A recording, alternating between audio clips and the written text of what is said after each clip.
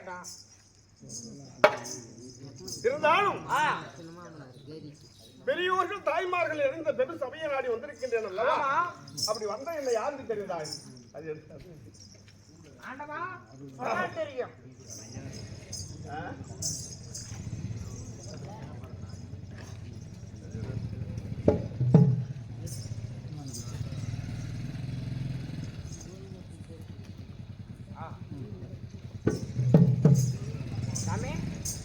அதாவது பராபரத்திலே பரம் தோன்றி பரத்திலே சிவம் தோன்றி சிவத்தில் சக்தி தோன்றி சக்தியில் நாதம் தோன்றி நாதத்தில் விந்து தோன்றி விந்தியில் மகேஸ்வரன் தோன்றி மகேஸ்வரனில் அதாவது மகாவிஷ்ணு தோன்றினேன். இல்லையா? இருந்தாலும் சொல்லுகிறேன் கேள். சொல்லுங்க. யுகம் என்பது 4. என்னென்ன யுகம் சாமி சொல்லுங்க. கிரேதா யுகம், திரேதா யுகம், துவாபர யுகம், கலியுகம் என்று சொல்லக்கூடிய 4 யுகம். 4 யுகம் என்றாலும் முதலாவது யுகம் 17,28,000 வருடங்கள் கொண்டது. கிரேதா யுகம். அந்த கிரேதா யுகத்திலே முதல் என்னுடைய அவதாரம் என்ன தெரியுமா? என்ன சாமி?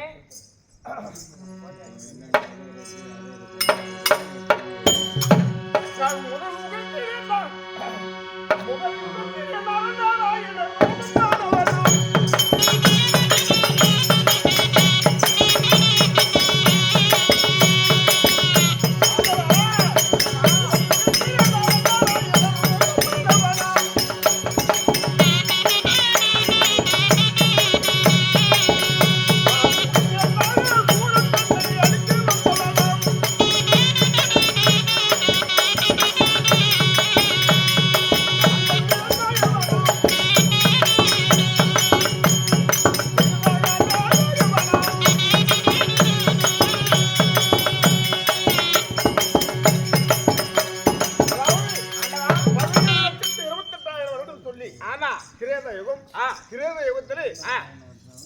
முதல் அவதாரம் என்ன சாமி? நரநாராயண அவதாரம் எடுத்தேன். ஆமாங்க, முதல் அவதாரம். ஆமா. இருந்தாலும் அதாவது தானாசுரன் என்பவன் 1000 சிரம் 2000 கரத்தோடு பிறந்து அவருடைய ஒரு சிரத்தை அறுக்க வேண்டும் என்றால் 100 வருடம் அன்னம் ஆங்காரம் நித்திரை இல்லாத தவறு செய்துவிட்டு 100 வருடம் அவனிடத்தில் சண்டை செய்ய வேண்டும்.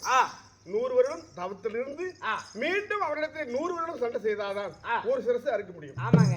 அப்படி ஒரு சிரசை அறுத்து விட்டு அடுத்த சிரத்தை அறுக்கும் போது 100 வருடம் தவத்துக்கு போக வேண்டும். திரும்ப 100 வருடம் இல்லையா?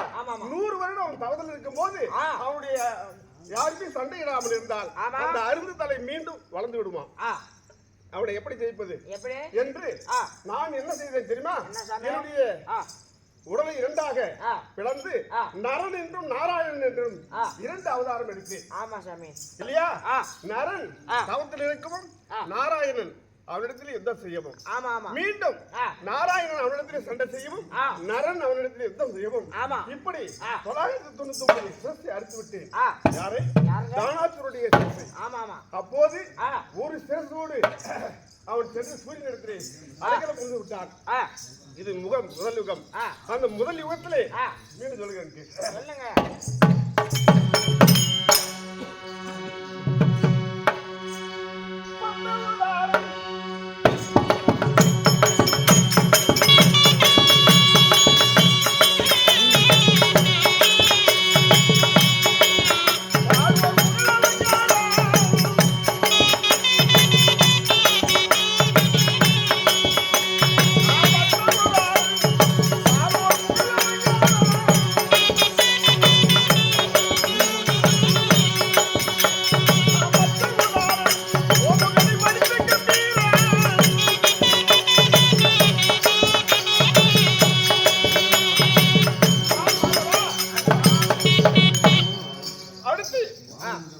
அதே யுகத்திலே கிரேதா யுகத்திலே லட்சியம், கூர்மம், வராகம், நரசிம்மம் என்று சொல்லக்கூடிய 4 அவதாரங்கள் எடுத்தேன். இல்லையா? அந்த மட்சியம் என்று சொல்லக்கூடிய அவதாரம் எதற்கென்றால் என்னுடைய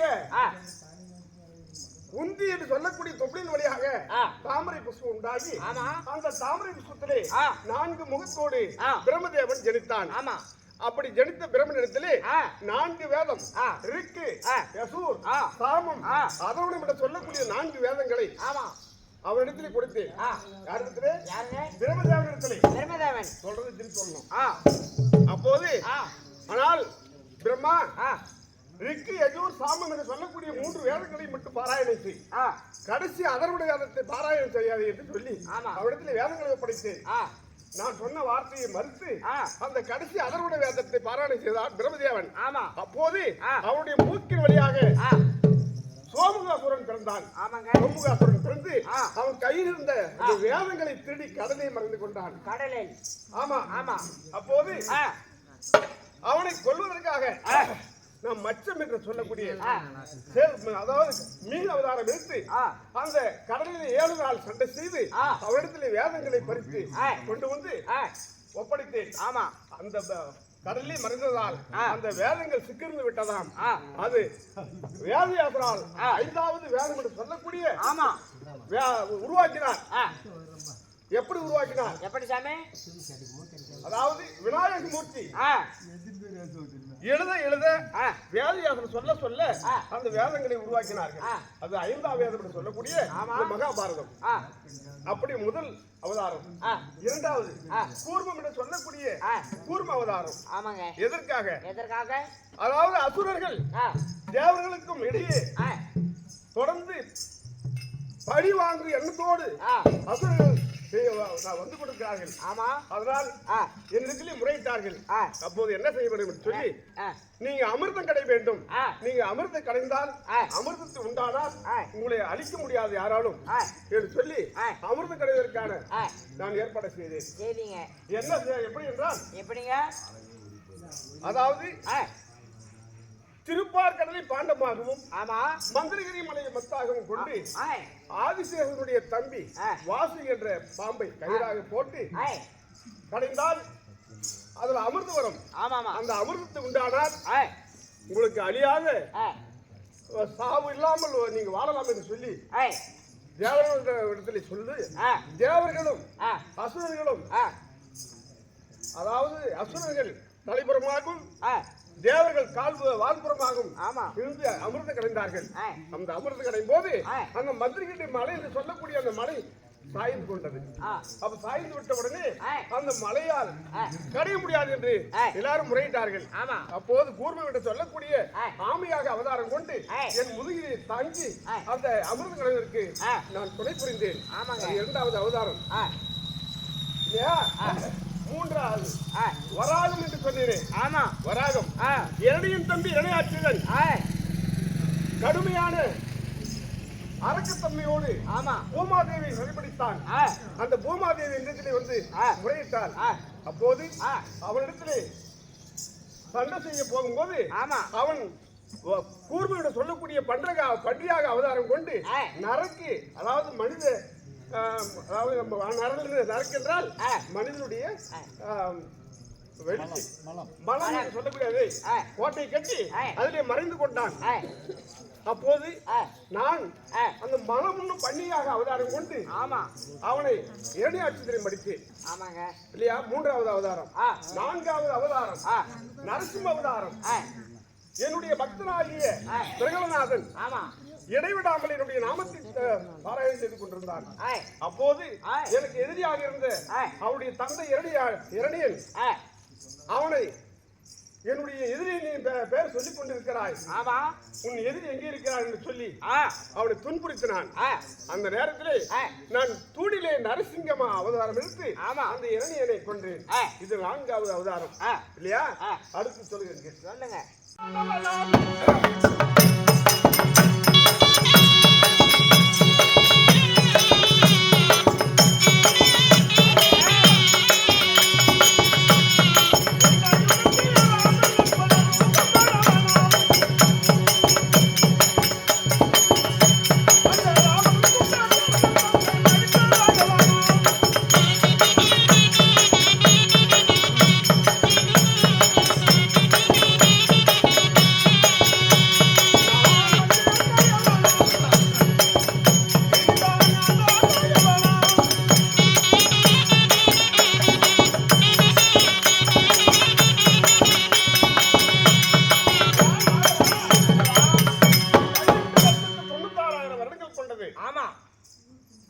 யுகம்.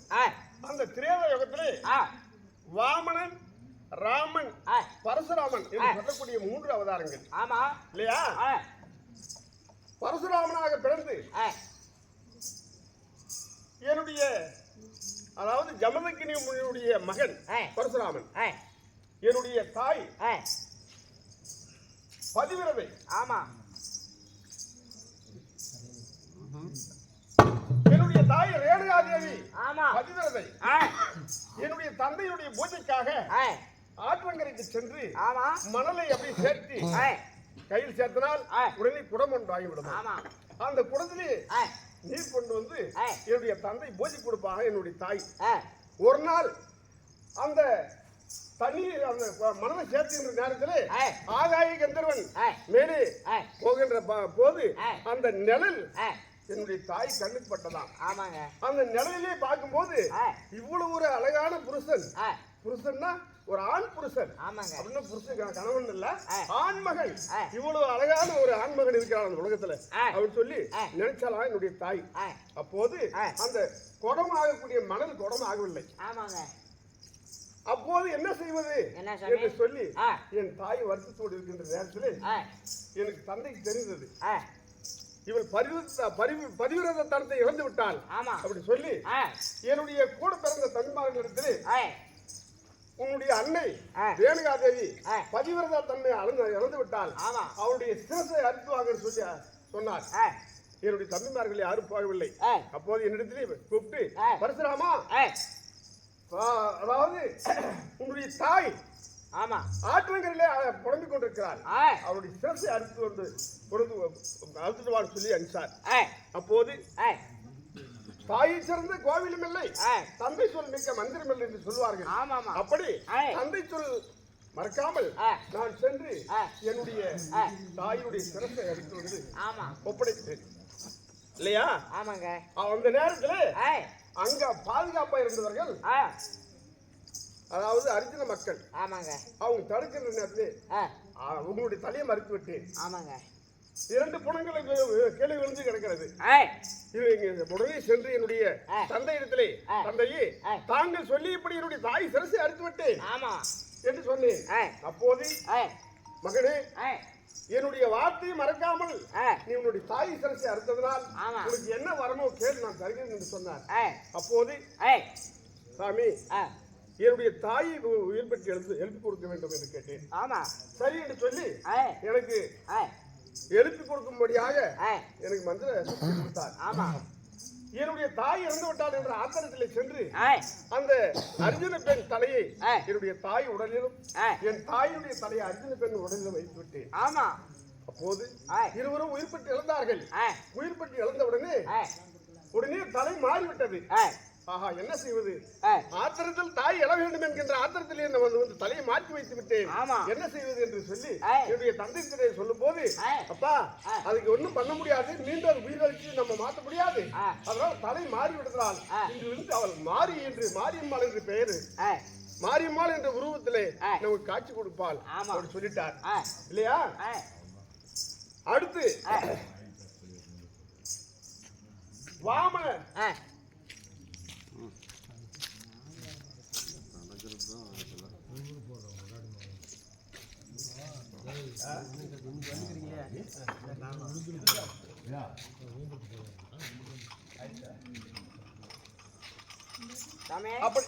சொல்லுங்க.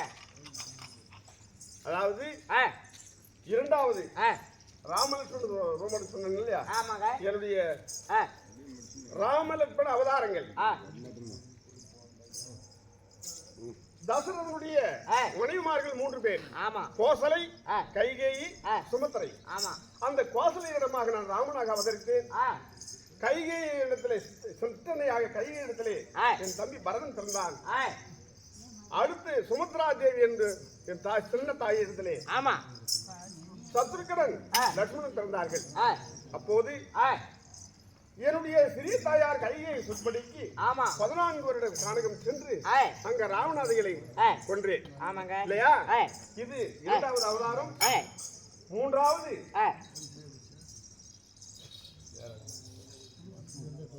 இல்லையா? இருந்தாலும் நான் இந்த நேரத்தில் நான் எதற்காக வந்தேன் தெரியுமா?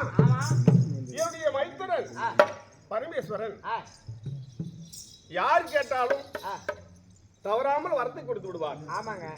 அசுரர்கள் தான் பிழைப்பதற்காக தான் தோன்றித்தனமாக எதையோ நினைத்து ஈஸ்வரத்திலே வரம் கேட்பார்கள். ஆமா.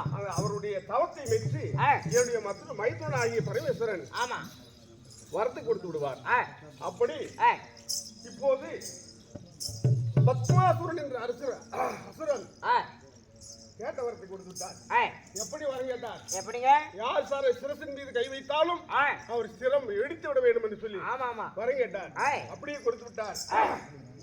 அப்படி கொடுத்த உடனே அவன் பெருமையாக நாம் வர வாங்கி விட்டோமே என்று சொல்லி பெருமையாக போய் கொண்ட நேரத்தில் இவனை அழிக்க வேண்டும் என்கின்ற எண்ணம் நாரத மகாமுனிவருக்கு உண்டு. நாரத மகாமுனிவர் வலையில வந்து சந்தோஷம், நல்ல வரம் பெற்று விட்டாய், இருந்தாலும் அந்த வரம் பலிக்கிறதா இல்லையா என்று சொல்லி பார்த்தாயா என்று சொல்லி அவனுக்கு உஸ்மதிச்சு விட்டான். யார்? நாரதன்.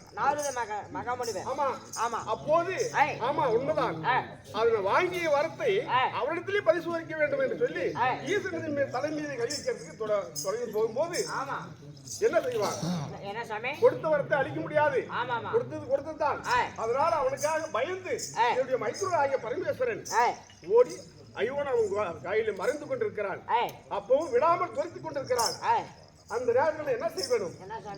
அசுரர்கள் அதாவது பெண்கள் காமம் பிடித்தவர்கள். அதனால பெண்ணாக அவதாரம் கொண்டு அவனிடத்திலே மயக்கி அவனை அழிக்க வேண்டும். இப்போது நான் பெண்ணாக அவதாரம் எடுக்க இருக்கிறேன்.